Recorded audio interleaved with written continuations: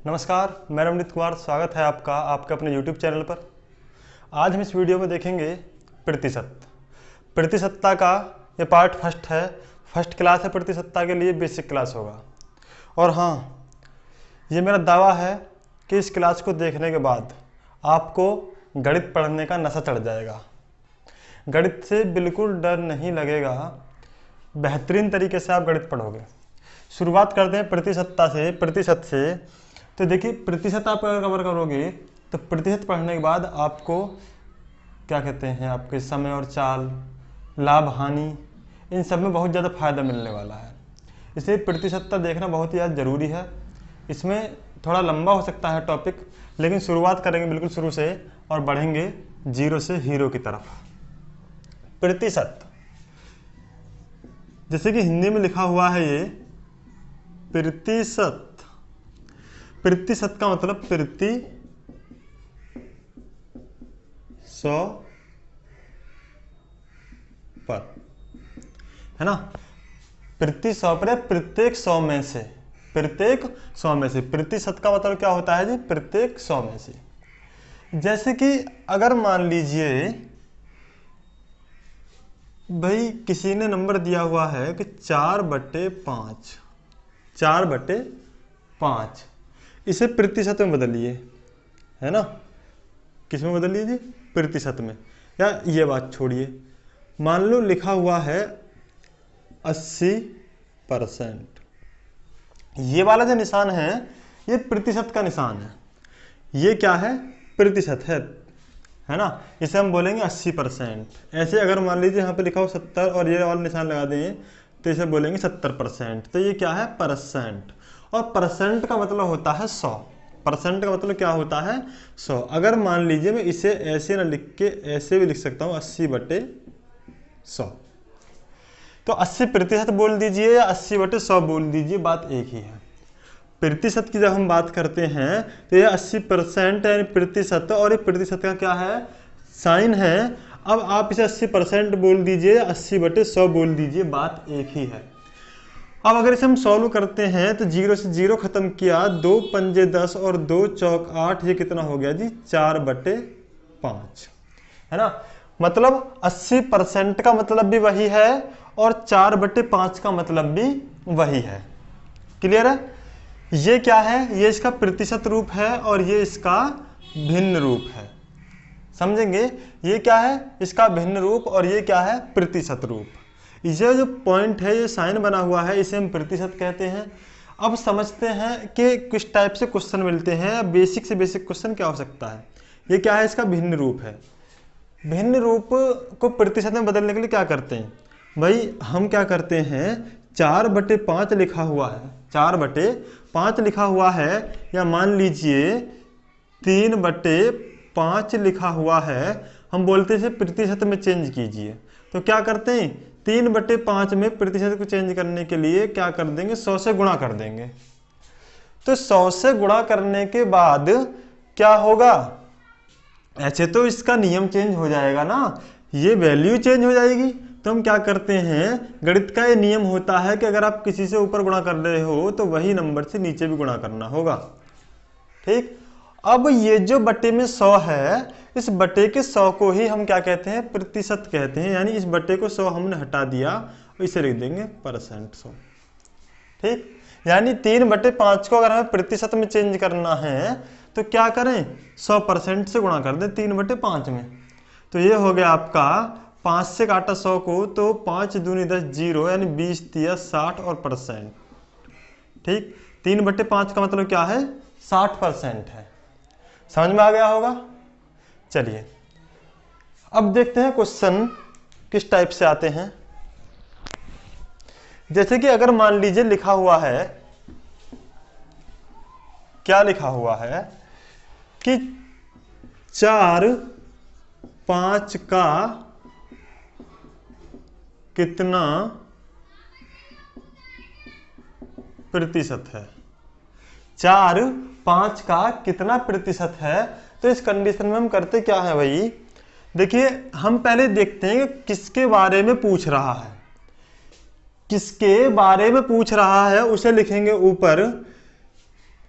4 5 का कितने प्रतिशत है, किसके बारे में पूछ रहा है, 4 के बारे में पूछ रहा है, 4 के बारे में ही तो पूछ रहा है कि 5 का कितने प्रतिशत है। यानी जिसके सापेक्ष में पूछ रहा है उसे हम नीचे लेंगे अपॉन में, और जिसके बारे में पूछ रहा है उसे लेंगे ऊपर। यानी 4/5, 4 5 का कितने प्रतिशत है, तो 4 के बारे में पूछ रहा है 4 ऊपर लिखेंगे, 5 का यानी 5 के सापेक्ष में पूछ रहा है तो 5 नीचे लिखेंगे, पूछा है कितने प्रतिशत, तो गुणा कर देंगे किससे, 100% से। तो 5 दूनी 10, 20 बार गया, 20 चौक 80%। कितना हो गया जी, 80% हो गया। 4 5 का कितने प्रतिशत है, 4 5 का 80% है, समझ गए। या फिर ऐसे भी हो सकता है लिखा हुआ क्वेश्चन, अगर मान लीजिए ये आ जाए कि 4 5 से कितना प्रतिशत कम है, तो ये 4 5 से कितना प्रतिशत कम है, किसके बारे में पूछ रहा है, 4 के बारे में पूछ रहा है।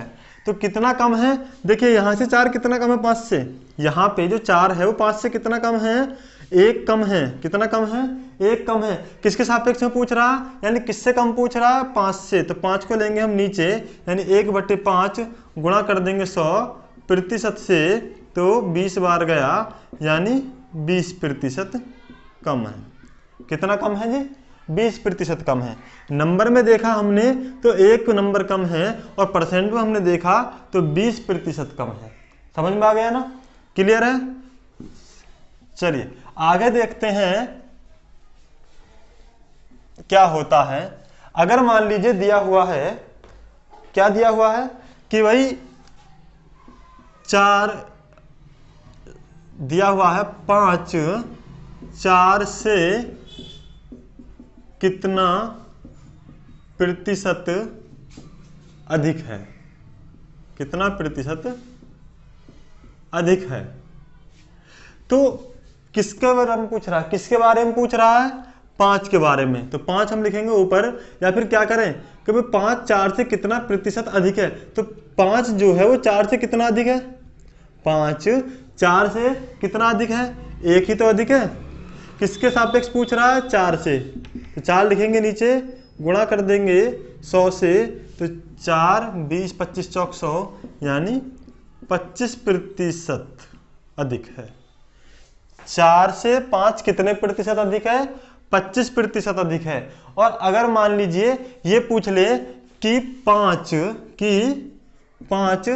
4 का कितना प्रतिशत है, 5 4 का कितना प्रतिशत है, तो जो पूछा किसके बारे में है भाई, किसके बारे में पूछा, कमेंट करके बताएं मुझे किसके बारे में पूछा है।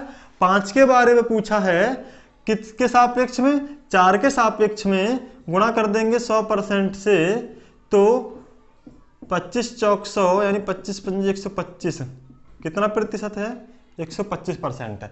5 4 का कितना प्रतिशत है, 125% है।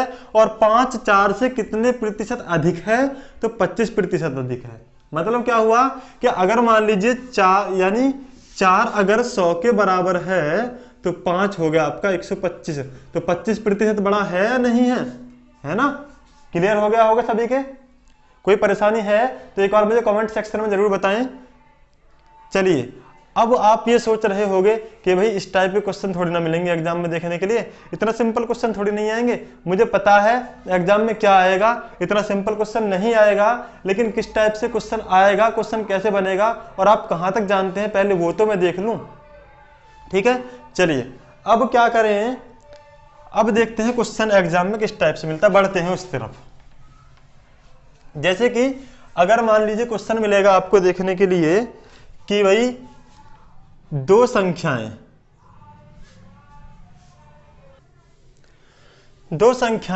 किसी तीसरी संख्या का क्रमशः 20% व 25% है, तो पहली संख्या दूसरी संख्या का कितने प्रतिशत है, क्वेश्चन हमसे पूछा है। तो देखिए क्या है कि कोई दो संख्याएं हैं, किसी तीसरी संख्या का प्रतिशत हैं कितने, 20% व 25%। तो हम क्या मान लेते हैं, हम ये मान लेते हैं कि मान लीजिए तीसरी संख्या 100 है, जब हमसे प्रतिशत प्रतिशत दे रखा हो पूरे क्वेश्चन में, तो हम जब भी मानेंगे 100 मानेंगे। 100 क्यों मानेंगे? क्योंकि 100 मानने से क्वेश्चन थोड़ा आसान हो जाता है, हम आसानी से परसेंटेज निकाल लेते हैं। तो क्वेश्चन क्या है कि दो संख्याएं किसी संख्या का यानी किसी तीसरी संख्या का क्रम से 20% व 25% हैं। तो भाई पहली संख्या और दूसरी संख्या क्या होंगे? भाई पहली संख्या तो होगी आपकी 20% और दूसरी संख्या दी हुई है 25%। किसका? तीसरी का। तो 100 का 25% कितना होगा? 25 ही होगा ना। और 100 का 20% कितना होगा? 20 होगा। ठीक, देखिए 100 का 25% यानी 100 गुणा 25/100। 100 से 100 खत्म यानी 25। समझ गए? यानी अगर हम 100 पैसे लेते हैं तो 100 का 10%, 10, 20%, 20, 30%, 30, 50%, 50। तो हम 100 इसलिए लेते हैं क्योंकि इसके परसेंटेज निकालने में बड़ी आसानी हमें होती है। अब क्वेश्चन क्या है कि तो पहली संख्या दूसरी का कितनी प्रतिशत है? तो पहली संख्या क्या है? 20। तो किसके बारे में पूछा है? पहली के बारे में पूछा है। जब पहली संख्या के बारे में पूछा है तो हम पहली संख्या को लेंगे ऊपर। किसके सापेक्ष में पूछा है? यानी किससे पूछा है? दूसरी से पूछा है। किससे पूछा है जी? दूसरी से पूछा है। दूसरी संख्या है आपकी 25। पूछा है कितना प्रतिशत है? तो पहली संख्या दूसरी का कितना प्रतिशत है? तो पहली बटे दूसरी और गुणा कर देंगे हम 100% से। ठीक, तो 25 चौक 100 यानी 20 चौक 80% है। कितना प्रतिशत है जी? 80% है। ठीक है, इसके लिए सही आंसर क्या हो जाएगा? 80%। तो पहली संख्या दूसरी संख्या का कितनी प्रतिशत है? तो पहली संख्या दूसरी संख्या का 80% है। क्लियर है? चलिए आगे एक और क्वेश्चन देख लेते हैं। दो संख्याएं किसी तीसरी संख्या से क्रम से 20% व 25% कम है। अब की बार क्या है कि जो दो संख्याएं हैं वो किसी तीसरी संख्या से 20% व 25% कम है। तो दूसरी संख्या पहली का कितने प्रतिशत है, ये हमसे पूछा है। तो देखिए हम मान लेते हैं क्या कि तीसरी संख्या है 100। तीसरी संख्या क्या है? 100 है। उस हिसाब से तो तीसरी संख्या से 20% कम है। 20% कम है। देखिए 100 का 20% तो 20 ही होगा। यानी 100 से 20 कम कितनी हो जाएगी? पहली संख्या कितनी हो जाएगी जी? 80। पहली संख्या हम यहाँ पे ले लेते हैं, कितनी हो जाएगी? 80। और दूसरी संख्या कितनी हो जाएगी? दूसरी संख्या है तीसरी संख्या का 25% कम।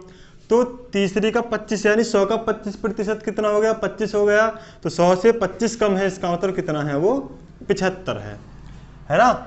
दो संख्याएं किसी तीसरी संख्या से क्रम से 20% व 25% कम है।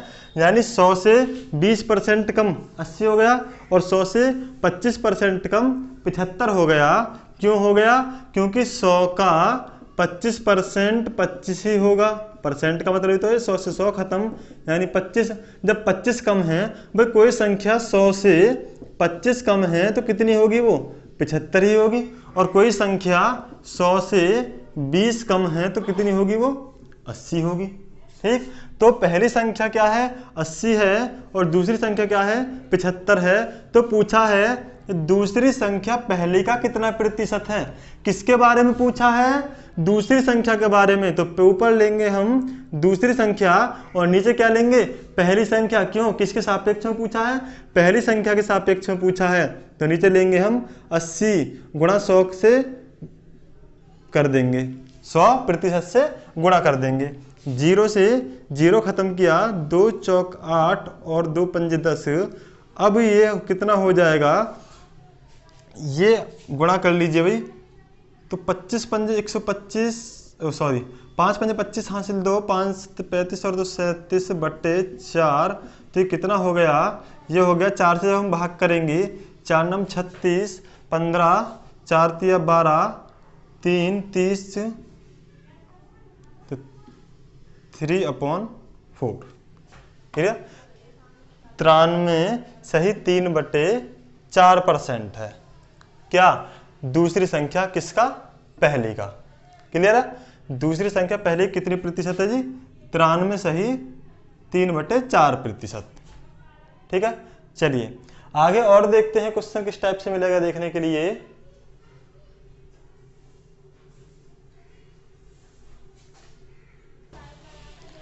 जी 100 500 का कितना प्रतिशत है, तो बड़ी आसानी के साथ निकाल लेंगे। अब तो भाई 100 500 का कितना प्रतिशत है, तो किसके बारे में पूछा है, 100 के बारे में, ऊपर लिखेंगे बटे में लिखेंगे किसको, सापेक्ष, किसके सापेक्ष में पूछा है, 500 के बारे में, मतलब 500 के सापेक्ष में। तो नीचे लिख देंगे 500 और गुणा कर दीजिए 100% से, 2 जीरो से 2 जीरो खत्म, और 5 से जब हम डिवाइड करेंगे 100 को तो 20 पंजे 100, यानी कितना प्रतिशत है जी, 20% है। कितना प्रतिशत है, 20% है। क्या 100 किसका, 500 का, कितना प्रतिशत, 20%। ठीक है, सभी को अच्छे समझ में आ गया होगा। अब हम कुछ क्वेश्चन देखेंगे जो हमें आपके लाभ हानि चैप्टर से मिलते हैं, यानी क्रिया विक्रिय वाले चैप्टर से मिलते हैं। उधर जब हम बढ़ते हैं तो सबसे पहले क्या होती है, सबसे पहला होता है आपका एमआरपी। ठीक, जिसे हम कहते हैं अंकित मूल्य। अंकित मूल्य, अंकित मूल्य क्या होता है, अंकित मूल्य वो मूल्य होता है जो किसी वस्तु पर बिक्री मूल्य लिखा हुआ होता है। किसी वस्तु पर जो मूल्य लिखा हुआ होता है, जो रेट पड़ा हुआ होता है, उसे हम कहते हैं एमआरपी, यानी अंकित मूल्य। उसके बाद होता है आपका सीपी। ये क्या होता है जी, कॉस्ट प्राइस, यानी क्रय मूल्य। क्या होता है जी, क्रय मूल्य। क्रय मूल्य क्या होता है, क्रय मूल्य वो मूल्य होता है जिस मूल्य पर कोई वस्तु खरीदी जाती है, जिस मूल्य पर कोई वस्तु खरीदी जाती है। देखिए ये क्रय मूल्य दूसरे के लिए विक्रय मूल्य भी हो सकता है। कैसे भाई, देखो अगर मैंने एक साइकिल 5,000 रुपये खरीदी, एक साइकिल मैंने 5,000 रुपये खरीदी, तो ये मेरे लिए क्या है, क्रय मूल्य है। क्यों, क्योंकि इस रेट पे या इस मूल्य पर मैंने वो वस्तु खरीदी है, और उस साइकिल को अब मैं 4,000 की बेच देता हूँ, तो 4,000 क्या होगा, विक्रय मूल्य। यानी जिससे मैंने वो साइकिल खरीदी 5,000 रुपये में, जिससे मैंने वो साइकिल खरीदी 5,000 रुपये में, उसके लिए उस साइकिल का विक्रय मूल्य है कितना, 5,000 रुपये, और मैंने खरीदी है तो मेरे लिए क्या है, ये क्रय मूल्य। मैंने कोई वस्तु खरीदी है तो मेरे लिए हो गया क्रय मूल्य, और जिसने वो वस्तु बेची है उसके लिए हो गया वो विक्रय मूल्य। समझ में आया। तो क्रय मूल्य क्या है, जिस मूल्य पर कोई वस्तु खरीदी जाती है। और एक होता है आपका सेलिंग प्राइस, जिसे हम कहते हैं विक्रय मूल्य। विक्रय मूल्य कौन सा होता है, जिस मूल्य पर कोई वस्तु बेची जाती है। और जैसे कि ये मान लीजिए मैंने कोई बॉल खरीदी, मैंने कोई बॉल खरीदी 10 रुपये की, तो 10 रुपये उसका क्या हुआ, क्रय मूल्य हुआ। 10 रुपये क्या हुआ, क्रय मूल्य हुआ। किसके लिए, मेरे लिए। और मैंने उस बॉल को 12 रुपये में बेच दिया। कितने रुपये में बेच दिया जी, 12 रुपये में बेच दिया। तो 12 रुपये क्या होगा मेरे लिए, विक्रय मूल्य। जिस मूल्य पर मैंने कोई वस्तु खरीदी वो होगा मेरे लिए क्रय मूल्य, और जिस मूल्य पर मैंने कोई वस्तु बेच दी वो होगा मेरे लिए विक्रय मूल्य। ठीक है, अब बात करते हैं लाभ की, प्रॉफिट। एक प्रॉफिट होता है जिसे हम कहते हैं हिंदी में लाभ। अब लाभ कैसे निकालते हैं, लाभ कब होता है भाई, जब कोई वस्तु मैंने कम में खरीदी हो और ज्यादा में मैं उसे बेच दूं तो क्या होगा, मुझे लाभ होगा। क्या होगा जी, लाभ होगा। भाई देखो मैंने कोई वस्तु, या ये मान लीजिए मैंने 10 सेब खरीदे, मैंने 10 सेब या कुछ सेब खरीदे, कितने रुपए के, 100 रुपये के खरीदे, और वो मैंने 120 रुपये में बेच दिए। कोई वस्तु मैंने 100 रुपये की खरीदी और 120 रुपये में मैंने वो वस्तु बेच दी, तो मुझे क्या होगा, यहाँ पर लाभ होगा या हानि होगी जी। तो 100 रुपये में मैंने कोई वस्तु खरीदी, 120 रुपये में मैंने वो बेच दी, तो मुझे क्या हुआ, फायदा यानी लाभ हुआ। कितने रुपए का, 20 रुपये का। भाई विक्रय मूल्य है 120 और क्रय मूल्य है 100। बात ये आती है, हम फॉर्मूले को रखते हैं कि लाभ बराबर होता है, लाभ बराबर होता है विक्रय मूल्य माइनस क्रय मूल्य। लाभ बराबर होता है विक्रय मूल्य माइनस क्रय मूल्य। लाभ बराबर होता है विक्रय मूल्य माइनस क्रय मूल्य, हानि बराबर होता है क्रय मूल्य माइनस विक्रय मूल्य। एग्जाम में पहुंचकर लाभ बराबर क्या था, लाभ बराबर क्या था, क्रय मूल्य माइनस विक्रय था, विक्रय मूल्य माइनस क्रय था, लाभ बराबर क्या था। तो फॉर्मूला रटने की क्या जरूरत है, अगर हमें दिखाई दे रहा है जब कि भाई हमने 100 रुपए कोई चीज खरीदी और 120 रुपए की हमने बेची, तभी तो हमें लाभ होगा। भाई अगर मान लीजिए 100 रुपए की कोई चीज मैंने खरीदी और उसे 80 रुपए में बेच दूं, तो क्या मुझे लाभ होगा, क्या मुझे कोई फायदा होगा, नहीं होगा ना। तो मतलब क्या हुआ कि जब विक्रय मूल्य ज्यादा होगा क्रय मूल्य से, तभी तो मुझे क्या होगा, लाभ होगा। तो लाभ के लिए क्या हुआ, लाभ के लिए हो गया विक्रय मूल्य माइनस क्रय मूल्य, selling price minus cost price. ठीक, वो क्या हो गया, लाभ हो गया। लाभ कब होगा, जब विक्रय मूल्य अधिक हो और क्रय मूल्य कम हो। मैंने कोई वस्तु 100 रुपए की खरीदी, 120 रुपए में मैंने उसे बेच दिया, तो मुझे लाभ होगा या हानि होगा, लाभ होगा। कितने रुपए का होगा, विक्रय मूल्य में से क्रय मूल्य को माइनस कर दिया। भाई 100 की खरीदी 120 की बेच दी, तो कितना फायदा हुआ मुझे, 20 रुपए का। तो लाभ कितना आ गया यहाँ से, 20 रुपए। कितना आ गया जी, 20 रुपए, सॉरी। अच्छा, लाभ प्रतिशत कैसे निकालते हैं अभी बताऊंगा, ये तो होगी लाभ की बात। अब हम बात करते हैं हानि की। हानि कब होगी, देखिए, लॉस, हानि। ये मान लीजिए कि मैंने भाई कोई वस्तु मैंने 100 रुपए की खरीदी। कितने रुपए की खरीदी, 100 रुपए की, और मैंने उसे 80 रुपए में बेच दिया। 100 रुपए की कोई वस्तु खरीद के 80 रुपए में मैंने उसे बेच दिया, तो मुझे लाभ होगा या हानि होगा। अरे मेरे तो जेब से चले गया, भाई मैंने 100 रुपए की चीज खरीदी, 80 रुपए का उस चीज को बेच दिया, तो 20 रुपए का मुझे नुकसान हुआ नहीं हुआ, है ना। जब क्रय मूल्य ज्यादा हो और विक्रय मूल्य कम हो, तब क्या होगा, हानि होगी। क्या होगा जी, हानि होगी। इसका मतलब यही हुआ कि भाई कोई वस्तु मैंने 100 रुपए की खरीदी और 80 रुपए में बेच दी, तो मुझे क्या हो गई, हानि। कितने रुपए की, 20 रुपए की। 100 रुपए की कोई वस्तु 80 रुपए में बेच दी, तो मुझे क्या होगी, हानि होगी। कितने रुपए की, 20 रुपए की।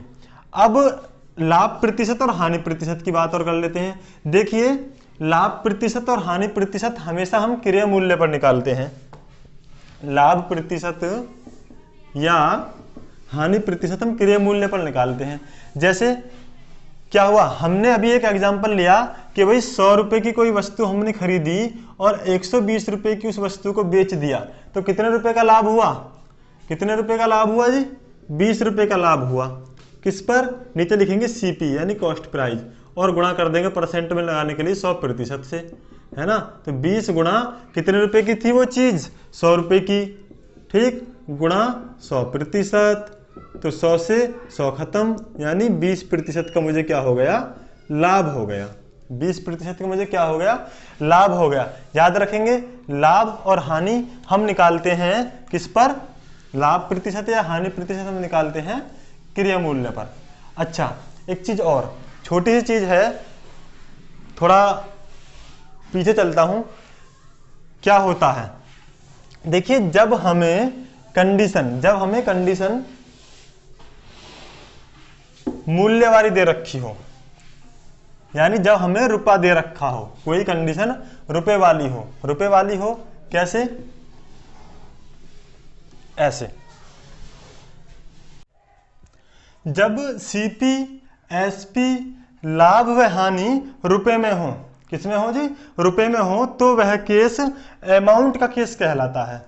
वो केस कौन सा केस कहलाता है जी, अमाउंट का केस कहलाता है। मतलब क्या है कि रुपए में हो, जैसे अगर मान लीजिए क्वेश्चन इस प्रकार से है कि कोई वस्तु 500 रुपए में खरीद कर 450 रुपए में बेच दी गई। कोई वस्तु 500 रुपए में खरीद कर 450 रुपए में बेच दी, है ना, या फिर 500 रुपए में खरीद कर 550 रुपए की बेच दी।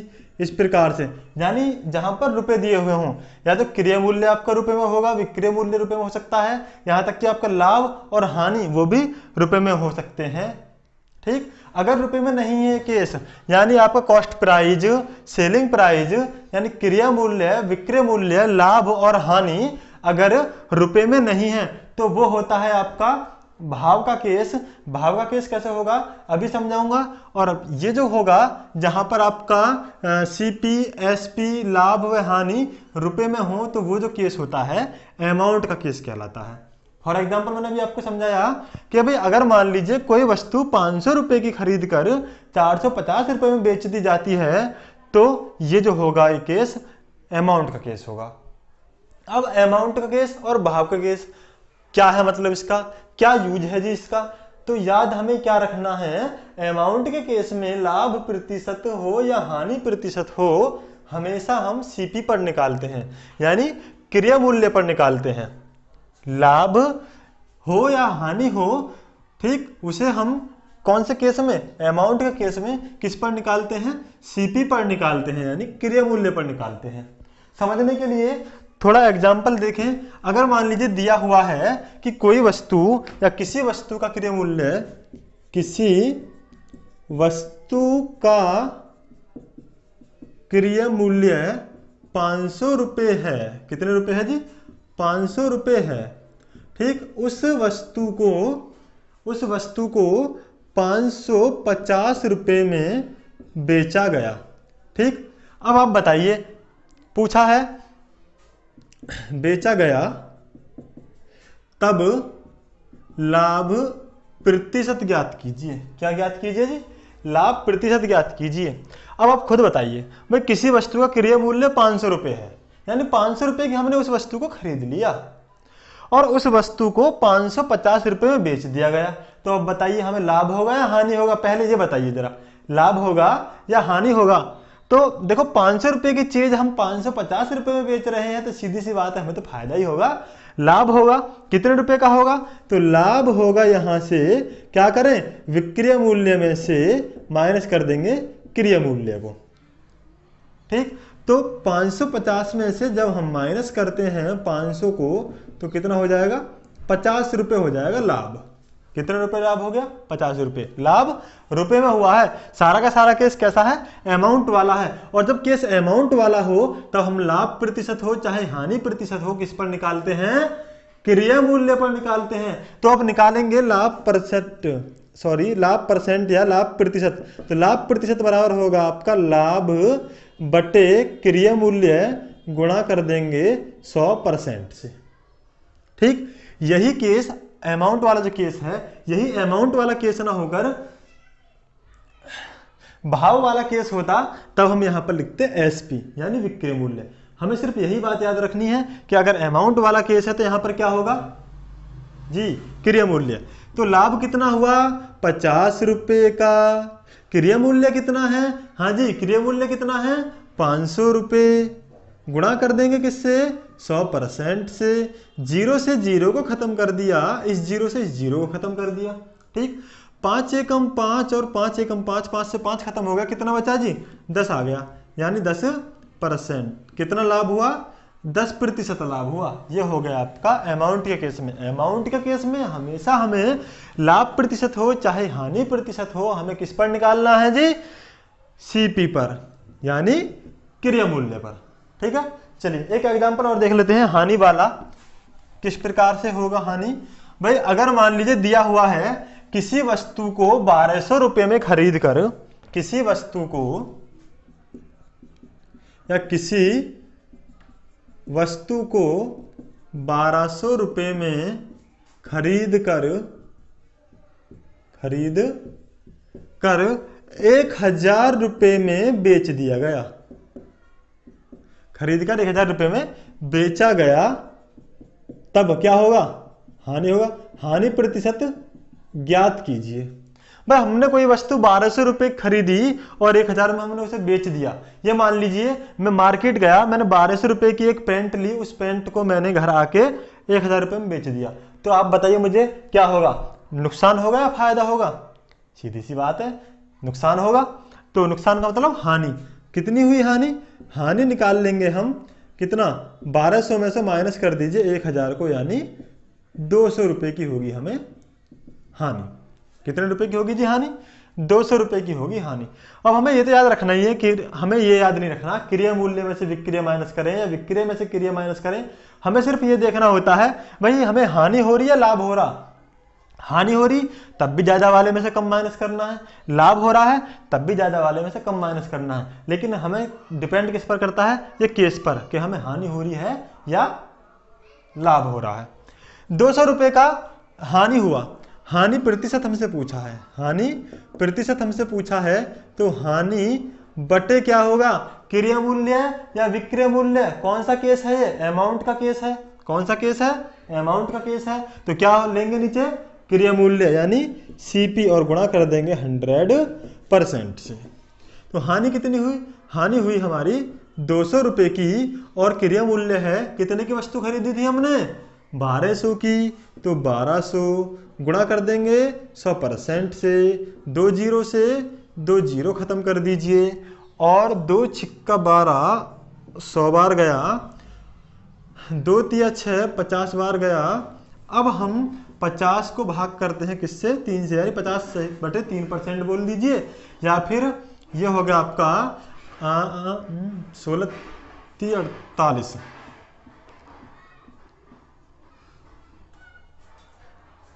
तो 16 सही 2/3%।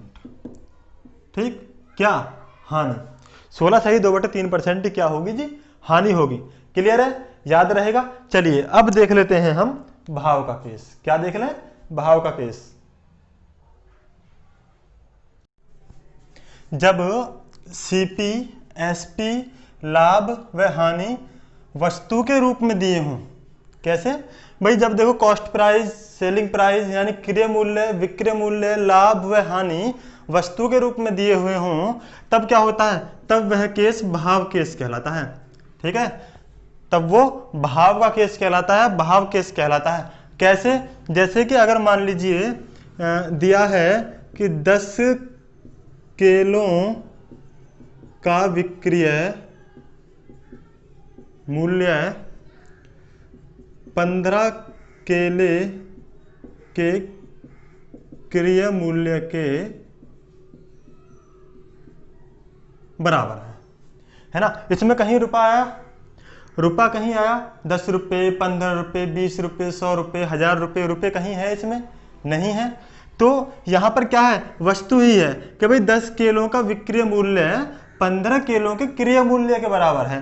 तो केले क्या है, एक वस्तु ही तो है ना। या फिर जैसे कि अगर मान लीजिए इस प्रकार से क्वेश्चन आ जाए, किस प्रकार से, कि भाई 50 सेब का विक्रय मूल्य 40 सेब के क्रय मूल्य के बराबर है, तो कितना % लाभ हुआ या हानि हुआ।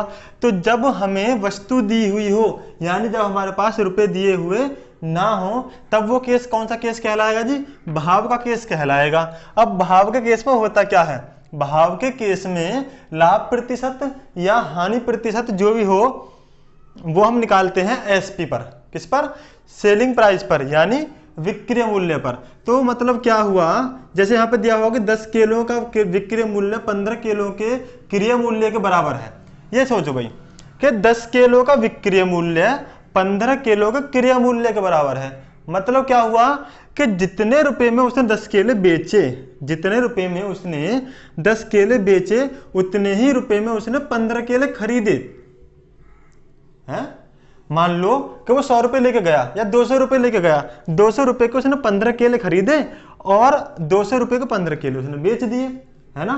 तो बताइए उसे लाभ होगा या हानि होगी।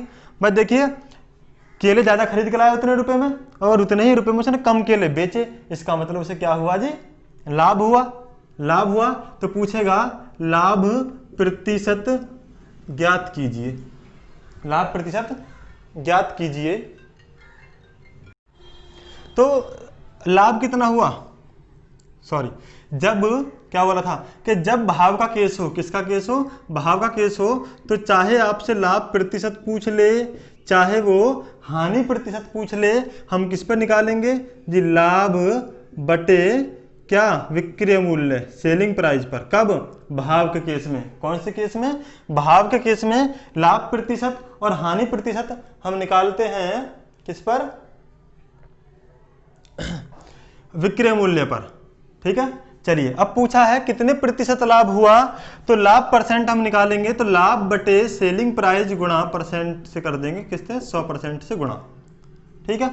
तो लाभ प्रतिशत कितना हुआ, देखिए भाई 10 केले के विक्रय मूल्य में 15 किलो का क्रय मूल्य के बराबर है, यानी 10 किलो का विक्रय मूल्य 15 किलो के क्रय मूल्य के बराबर है। तो कितने का लाभ हुआ, कितनी वस्तु का लाभ हुआ, तो देखिए ये 15 है, ये 10 है, यानी 5 का लाभ हुआ। कितने का लाभ हुआ जी, 5 का लाभ हुआ, बटे सेलिंग प्राइस क्या है, क्या है विक्रय मूल्य, विक्रय मूल्य 10 किलो का है, तो 10 किलो के बराबर होगा, गुणा 100%। 0 से 0 खत्म किया तो कितना हो गया 50%, 10 पंजे 50% लाभ हुआ। कितना लाभ हुआ जी, 50% लाभ हुआ। समझ में आ गया, क्लियर है। चलिए आगे देखते हैं। अगर मान लीजिए क्वेश्चन इस प्रकार से होता, कैसा क्वेश्चन, मान लीजिए ऐसा होता कि भाई 10 किलो का क्रय मूल्य, 10 किलो का क्रय मूल्य 15 किलो के विक्रय मूल्य के बराबर है, तो क्या होता, फिर हानि होती। क्या होता जी, हानि परसेंट पूछता। देखिए 10 किलो का क्रय मूल्य 15 किलो के विक्रय मूल्य के बराबर है, यानी जितने रुपए के वो 10 केले खरीद कर लाया उतने रुपए के उसे 15 केले बेचने पड़े, तो उसे हानि होगी, सीधी सी बात है। मैं मान लो मैं 100 रुपए के 10 केले खरीद कर लेकर आया और दुकान पे लाके जैसे मैंने केले बेचे तो 100 रुपए के 15 केले बेचने पड़ गए, तो नुकसान तो हुआ, घर से चला गया तो क्या हुआ, हानि हुई। हानि परसेंट निकालेंगे ऐसे ही, तो बताया मैंने हानि परसेंट निकालने के लिए क्या करेंगे, हानि बटे क्या होगा, ये बताइए ये भाव का केस है या अमाउंट का केस है, भाव का केस है। और भाव का केस में क्या होता है, हानि प्रतिशत निकालो चाहे लाभ प्रतिशत निकालो, हम निकालते हैं सेलिंग प्राइस पर और गुणा कर देंगे 100% से। कब, जब भाव का केस हो तब हम लेते हैं नीचे सेलिंग प्राइस, कभी भी सीपी नहीं लेंगे, यानी क्रय मूल्य यहाँ पर नहीं लेंगे। हानि कितनी की हुई, अब देखो भाई 15 केले और 10 केले में कितना अंतर है, 5 का, तो 5 की तो होगी हानि। सेलिंग प्राइस क्या है, अब की बार विक्रय मूल्य क्या है, 15 किलो का है, 15 केले विक्रय हुए इतने रुपए में, तो 15 गुणा 100, ठीक, 5 से कम 5 दिया 15, यानी होगा 100 बटे 3%, और 100 हम भाग करेंगे 3 से तो 33 सही 1/3% का क्या हो गया जी, उसे हानि हो गया। क्या हो गया, उसे हानि हो गया। क्लियर है। और अभी भी कोई डाउट है तो अब की बार 100% समझ में आ जाएगा। अभी एक एग्जाम्पल और देखते हैं, इसी एग्जाम्पल को दोबारा देखते हैं कैसे। देखो क्या था कि भाई 10 किलो का या 10 सेब का क्रय मूल्य, 10 सेब का विक्रय मूल्य 15 सेब के क्रय मूल्य के बराबर है। अभी बताया था ये क्वेश्चन कि 10 केले या 10 सेब का विक्रय मूल्य 15 सेब के क्रय मूल्य के बराबर है, तो क्या होगा, लाभ होगा। लाभ प्रतिशत ले लेंगे, तो लाभ प्रतिशत निकालना है, पता है कैसे निकालेंगे। अब चलते हैं एक नॉर्मल वाली कंडीशन पे। नॉर्मल वाली कंडीशन क्या है कि हम ये मान लेते हैं कि किसी आदमी ने 15 केले 150 रुपये खरीदे। 15 केले कितने खरीदे जी, 150 रुपये के खरीदे। कितने केले, 15 केले। तो 15 केले का क्रय मूल्य क्या है, 150 रुपये। कंडीशन क्या है कि 10 सेब का विक्रय मूल्य 15 सेब के क्रय मूल्य के बराबर है। मतलब क्या हुआ कि 10 सेब बेचे वो कितने के बेचे, 150 रुपये के। समझ रहे हैं ना। यानी हुआ क्या कि देखिए भाई 150 रुपये के उसने 15 सेब खरीदे, ठीक। तो 15 सेब का जो क्रय मूल्य होगा वो कितना होगा, 150 रुपये। और 15 सेब का विक्रय मूल्य क्या हो जाएगा, देखो 10 सेब 150 रुपये के बेचे हैं, तो एक सेब कितने का बेचेगा, 150 बटे 10 का। और कुल कितने सेब थे उसके पास, 15। तो 15 से कर दीजिए गुणा, 0 से 0 खत्म, 15 में 15 गुणा करेंगे 225 रुपये के। कितने रुपए के जी, 225 रुपये के, ठीक है। अब देखिए विक्रय मूल्य तो होगा 225 रुपये, क्रय मूल्य होगा 150 रुपये, तो लाभ होगा या हानि होगा, क्या होगा जी, लाभ होगा या हानि होगा, क्या होगा, लाभ होगा। कितने रुपए का, भाई हमने कोई वस्तु कम में खरीद कर ज़्यादा में बेची है, 150 रुपये में खरीद कर 225 रुपये में बेची है, तो क्या होगा? लाभ होगा। कितने रुपए का? विक्रय मूल्य में से माइनस कर दें क्रय मूल्य को, यानी 225 में से माइनस किया 150 को, तो कितना बचा? 75 रुपये। कितने रुपए का लाभ हुआ? 75 रुपये। अब ये कौन सा केस है भाई? रुपए आ गए हमारे पास, ये कौन सा केस हो गया? अमाउंट वाला केस हो गया।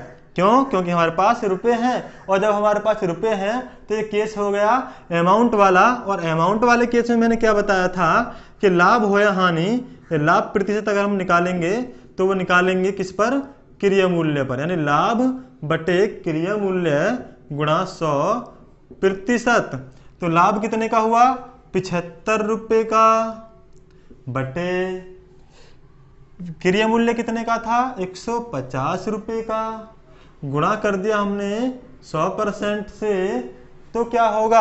देखिए भाई, 0 से 0 को खत्म कर दिया, 15 एकम 15, 15 पंजे 75, यानी जब हम 5 ही गुणा 10 के साथ करेंगे कितना जाएगा?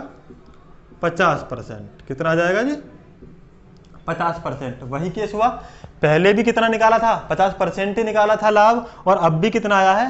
50% आया है। सभी का डाउट क्लियर हो गया होगा? ठीक है जी।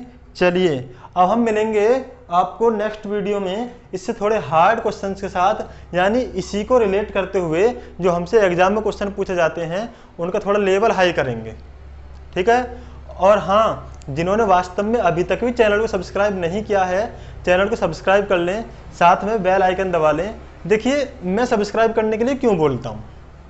सब्सक्राइब करने के लिए मैं इसलिए बोलता हूँ ताकि जब भी मैं कोई वीडियो डालूं, जब भी मैं कोई वीडियो यूट्यूब पर अपलोड करूं, तो आपको उसका पता चल जाए। और अगर आप चाहते हैं साथ में नोटिफिकेशन भी पाना, यानी ये पता चल जाए कि अब वीडियो डली तो मेरे पास नोटिफिकेशन आ जाए, एक मैसेज टाइप आ जाए यूट्यूब की तरफ से, तब क्या करना है? सब्सक्राइब के साथ जो साइड में बेल आइकन है, जो घंटी वाला बटन है, उससे दबा लें और उस पर नोटिफिकेशन ऑल पे टच कर लें। उससे क्या होगा कि जब भी मेरी कोई नई वीडियो आएगी तो आपको YouTube से नोटिफिकेशन मिल जाएगा।